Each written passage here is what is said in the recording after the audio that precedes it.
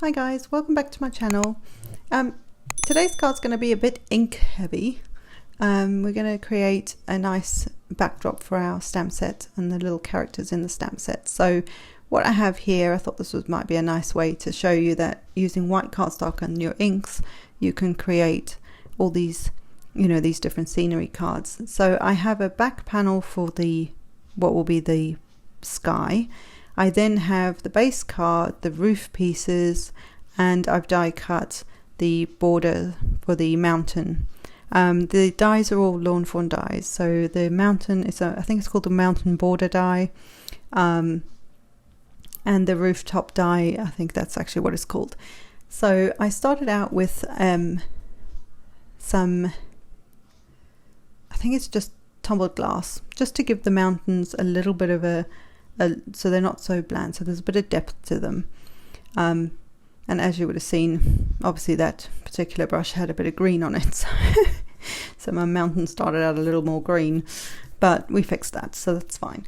And then I've got some brushed corduroy distress ink. These are regular distress inks, I can't talk, not the oxides. And I'm just going over all the roof panels. Now you get two different styles of roof panels, one with more of a square edge and one with the rounded edge, and the reason for that is that you will layer the alternate one on top of the other, so that it then lines up the curves, so the scalloped edges will line up so that it looks more like shingles on a roof. You'll see as we layer them up what I mean. And I think that's so clever. So I cut them out a couple times, so I'd have a few layers. And now I'm going to take some Fired Brick distress ink and go over the brown. I wanted a red roof, but it's a nighttime scene, so I wanted something that was, you need it darker when it's nighttime. So, a bit more. Things are just darker at night, right? So reds are going to be deeper and richer, or browns are going to be, deeper in their color. So that's what I was trying to achieve here. So I'm going over with the Fired Brick, which I thought was ironic because, bricks on a house and stuff. And when I started to layer them, I realized there was still too much white. So I went over them again on the scallop side with the Fired Brick and just inking very quickly. There's nothing fancy, I'm not being careful, I'm just getting it on there. And I think sometimes that's the best way when you're inking, is just to get color on there, get it done, and that way you'll actually get more of a distressed look if that's what you want. So that works out quite well with what I wanted, which is nice. So I've got all my layers there. Now I'm going to work on the background. So this is like my sky. So I'm going to start with some weathered wood, which is more of a blue-gray kind of color. But I'm going to start with that, and I'm just going to come from the edge of the card down. Now I don't need to go all the way across the whole piece of card because we have our mountains that are going to cover it. So don't waste your ink. You're not going to see it, so you don't need to do the whole background. The last few cards I probably could learn from this too. And then I'm coming in to make it a more moody kind of nighttime sky. I'm bringing in some stormy sky, ironically, just to bring in a deeper color again, because again this is a nighttime scene. And then with my black soot, I've learned from a few of my previous cards that I am just using it on the edge, and it's exactly what I thought I was trying to achieve in the last few cards where I land up with a strip of black. And that wasn't actually what I wanted. This is what I wanted on those cards, just this edge of black soot around the edge, and it just brings the whole thing in. I don't know why or how, but it just does. It's so cool. And then I'm going to take some distress ink. No, I'm not. I'm going to take some, this is Perfect Pearls in the Perfect Pearl color, I believe, and I've just put it into a little spritzer bottle, but I'm actually using the actual tube nozzle rather than spraying it, so that I get bigger drops. And I did the same thing with the distress sprayer with just water, and that way you just get bigger drops on there, and it just gives you more of a cool background as opposed to a fine mist. So then I put my my mountains against there, and I realized they were too blue.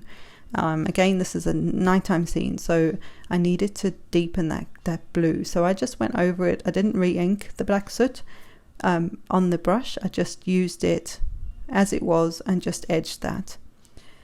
So now I'm going to take the background and I'm going to pop that onto my card base, and I turn it upside down and back to front.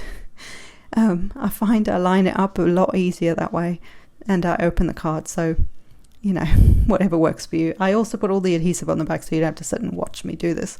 And what I did on the bottom, I realized that when I was going to put my roof on, that actually there's still house underneath there, and if I didn't add the brush corduroy, it would look like the roof was kind of in mid-air.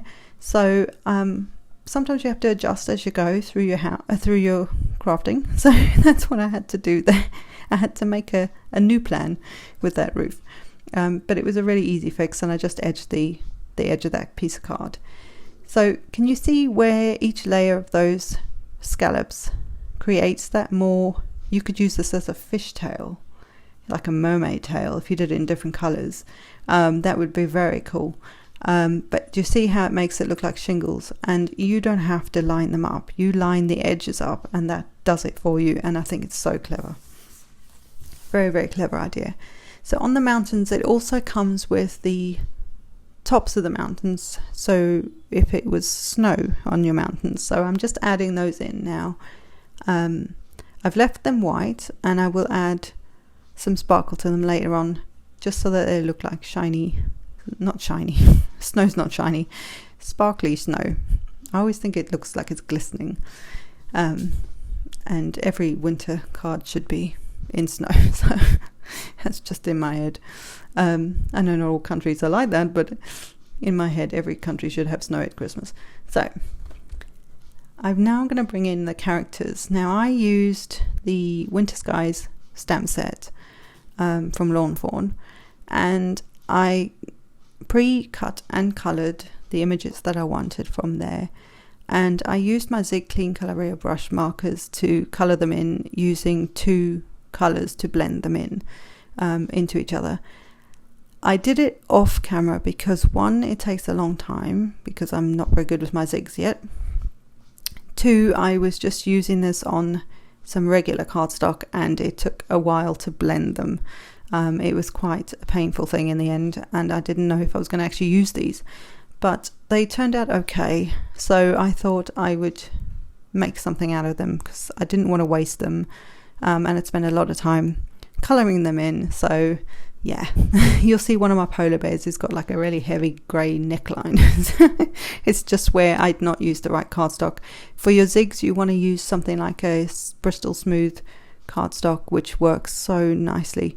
It just, the colours just blend beautifully on there if you want to do that, or watercolour if you're going to use your watercolour markers.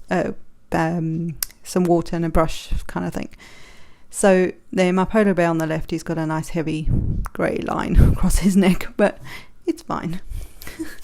It still turned out cute, and I used all of them. These are all the characters in there.